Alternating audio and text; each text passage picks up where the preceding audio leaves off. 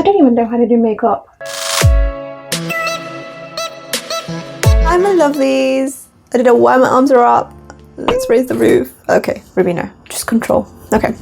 Hey my loves, and welcome back to my YouTube channel. I welcome you with open arms and lots of love and lots of care and concern and light and compassion. That's all I can think of for now. But welcome! I'm so happy to see you all today. If you are new to my YouTube channel, my name is Ruby Dhal. You can watch an intro video right here to know who I am exactly, but I am an author, writer, content creator. If you're already here, welcome back. I hope you guys have subscribed by now. If you haven't, then you have missed on 3 beautiful gifts that I've been giving out. I think by this point there's 4. And if you've missed these gifts, I would feel very, very, very bad, because these are some exceptional gifts that I've given to everyone who subscribed to my YouTube channel. If you've subscribed, please send me an email. Let me know. My email's down below. Let me know and I will send you these beautiful, amazing gifts. One of them is very, very special. That's all I'm going to say. That's all I'm going to say. Now, a lot of us talk about the previous year and how difficult it was, and it was very, very difficult indeed. There were so many lessons that came out from that year, but perhaps the biggest lesson from the year was learning more about myself. Lesson of the year was, of course, learning. Okay, so I learned a lot about myself. Okay, let me restart. I learned a lot about myself, and I learned, about lots of trauma that I was facing. I learned about my emotions. I learned about my relationship with self-worth and productivity, which I've discussed more than once. But perhaps the biggest lesson that I learned was how much I love doing what I'm doing right now, which is writing, which is authoring books, creating these videos.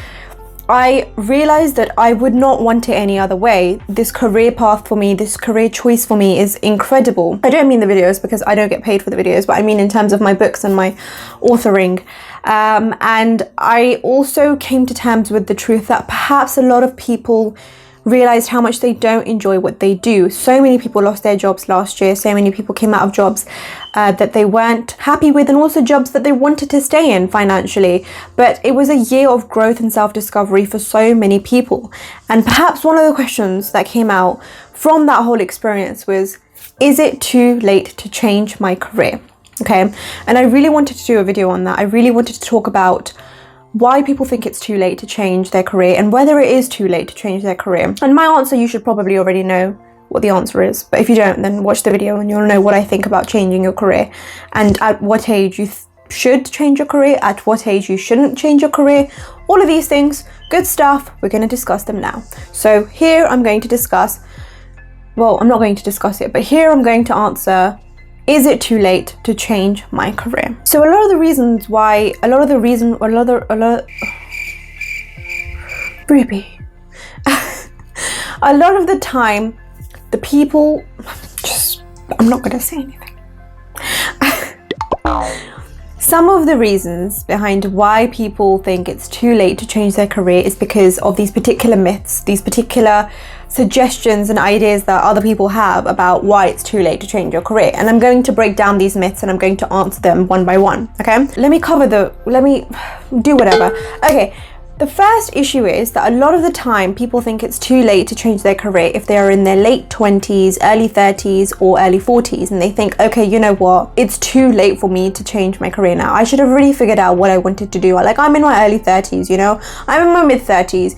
Like, I've been working for however long. Why do I not know what I'm doing? And the myths surround this whole idea of age, this aspect of age, and I'm going to break down these myths for you, okay? So myth number 1, you should already know what you want to do by now. A lot of people have this idea that in your 20s, you're supposed to test out different jobs and careers, and you're supposed to, figure out what it is that you want to do. But by the time you're in your 30s and your 40s, you should have already figured it out. You should already know what you want to do. You should already know what dreams and aspirations you're achieving, and you should already, to be honest, be halfway through, to achieving them. This is completely wrong. Answer this question. When you were 5 years old and someone asked you what you wanted to be when you grew up, you told them you want to be a pilot, or you want to be a scientist, you want to be, an astronaut. And for a lot of people, those dreams stay the same. But for a lot of us, for the majority of us, those dreams changed. after a couple of years, when you grew up and you went to sixth form in university and someone asked you what you wanted to be, it was very unlikely that your answer was going to be the same. Now, the reason for this is because you grew in those years. You grew, you changed, you experienced, and when you turned 18, you had a completely different perception and a different idea of what you wanted to be. Now you're in your 30s and your 40s, okay? Why would you possibly think that your idea of what you want to be is going to be the same as what your idea was when you were 20 or when you were 10 or when you were 5? Of course you've changed, you've lived differently, you've had new experiences, you've had a succession of jobs. You've gone from retail, waitressing, to working in a bar, to doing a 9 to 5, to doing all these different things. You've had an experience, you've gone through this, and as a person you've grown, okay? And now if it's come to a point where you're like, I want to change my career because I feel like I've got an idea of what I want to do, or at least I know that I don't want to be in this particular job that I'm in, do it. Change your career. Second myth associated with changing your career is this idea that you are too old and it's too late. Now, as someone who's working in 9 to 5 for 10 years, okay, you worked in 9 to 5 for 10 years, and now you've gone and told someone, okay, you know what, I don't think this particular career is for me, I want to change it, I want to go back to studying. Someone will tell you, you are too old. You've been working in a 9 to 5 for the last 10 years, you are now 35, you're now 40, okay, you've given 10 years of your life to this career. Shouldn't you be progressing up rather than going back down? They're going to point out the fact that your job is so consistent at the moment, you've got income coming in, that's going to be either completely eliminated or decreased if you decide to leave your job and go into studying. Now, if you are 35, 40, and you've decided to change your career, you obviously have different circumstances than you did when you were 20. You probably have a family to provide for, you probably have children, you probably have a husband or a wife. You've got responsibilities. Now, all of these things are going to cripple you into thinking, yeah, it is too late because I am too old to go back into studying. I am too old to, turn away from my responsibilities, and I might as well stay in this particular career because I've got a responsibility to taking care of these. And the truth is, you probably will zigzag down the income ladder, okay? You probably will if you're going to leave your 9 to 5 that you've been in for 10 years, or leave the corporate job that you've got and go back to studying where you have to pay for your fees. But you need to remember your why. Why did you think of changing your career to begin with? What was it that motivated you? What was it that one day you woke up and said, you know what, I can't continue with this anymore? If it is something that's impacting your physical, emotional, and mental health, if it's something that's highly detrimental to the quality of your life, if you are unhappy, then no matter how many more years you're going to work in this job to provide for your family, you're still not going to be any happier. You're still, going to have a poor quality of life. You're still going to have a low quality of life because you're not going to be doing what you want. You're going to be crippled by the responsibilities that you have. And there are so many different ways to be able to maintain your responsibilities as well as go back into studying. You could work part-time, provide for your family, go to night school, do online classes. There's so many different ways that you can still maintain your responsibilities and still try and follow your dreams. I said this in one of my previous videos as well. I don't believe in completely letting go of any sort of financial stability to pursue your goals, because I always feel like the pressure of trying to provide financially then is so heavy on your shoulders that you're not able to focus on the goals to begin with, okay?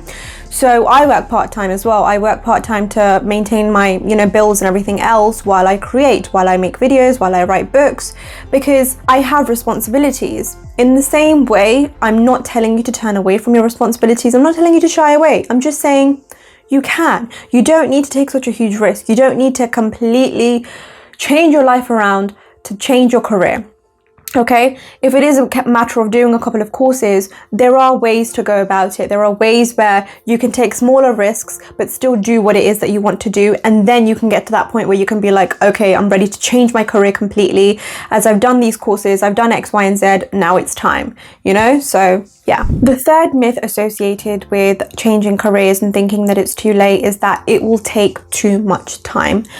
Perhaps it will. Perhaps it will take months and years for you to get to that point, to get to a stable point in your new career, which you are at right now, which you are at in your 9 to 5, in your corporate job, wherever you are at the moment. Yes, training for something new is time consuming. Yes, it will take a lot of your attention. It will take a lot of your effort and a lot of your invaluable time to be able to learn these new skills, to be able to fit into this new career, to be able to prepare for this new career. But this is what you really want. Your current career isn't making you happy. Now, even if you're trying to experiment with something new, even if it's a case of my current career isn't making me happy, but I still need to figure out what it is that I want to do, it's going to take time. It is, okay? And you have to be prepared for it.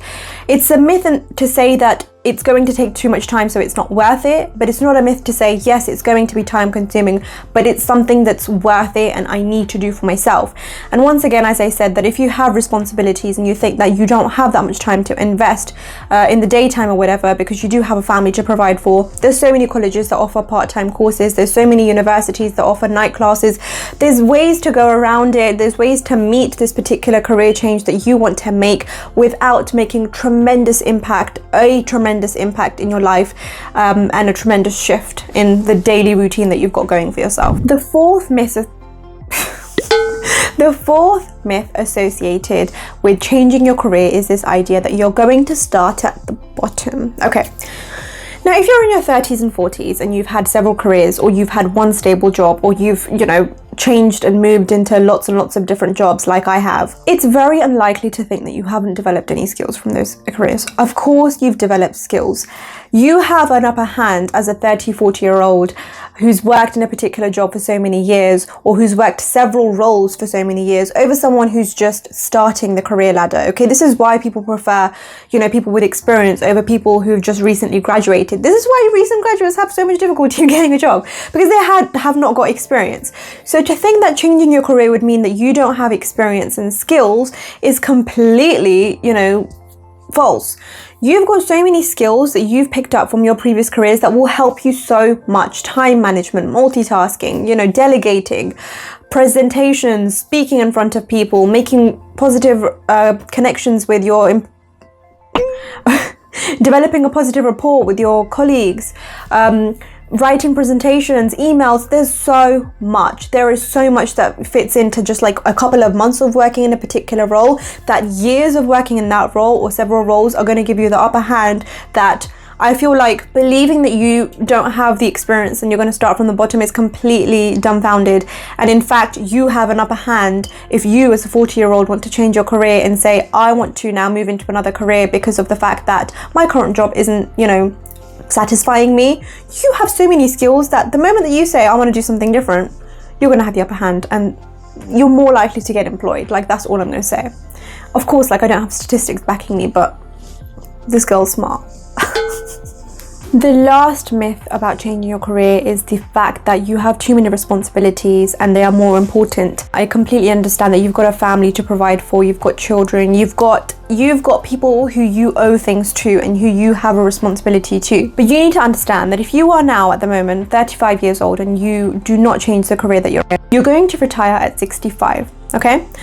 That's 30 years of doing something that you don't want to do because you've got a responsibility towards your family. Think about it, okay? Think about the time from now up until the point where you retire. Are you willing to dedicate the next 30 years of your life to a career that doesn't satisfy you, that doesn't make you happy, that doesn't fulfill you? If not, then it's time to make that change now. Now, I know that sometimes it's really difficult because when you have responsibilities, they can be very, very crippling, but you need to weigh the pros and cons and you need to think about exactly what's going to make you happier in the long run. If your job is going to make you unhappy to the point where you can't even maintain a positive emotional attachment with your family anymore, you can't even speak to them properly because you're so emotionally drained and you're so mentally drained, then perhaps for the overall betterment of your relationships with your family and your family's well-being is in you changing your career. So think about it. That's all for today. I thought let me do a video on changing careers and whether or not I agree with it. I think it's completely acceptable for you to change your career when you feel like you need to.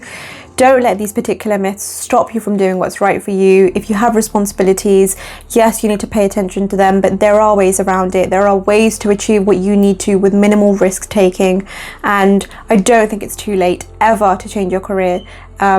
A lot of people have done some of the best things ever by changing their career at a point where they thought it was too late. Some of the best inventions, some of the best inventions and some of the most prominent companies have arisen when people have changed their careers at like 40 or 50 or 60. So it's still, you know, not too late for you, and I hope that you change your career if that's something that you want to do. Thank you so much for watching today's video. I hope that you enjoyed it. If you did, please like, comment and subscribe. Please share, and I hope that I see you next week. And if you've subscribed, please send me an email and I will send you 3 or 4 very special gifts, depending on how many of them we have by the time that you subscribe. Love you all. Bye.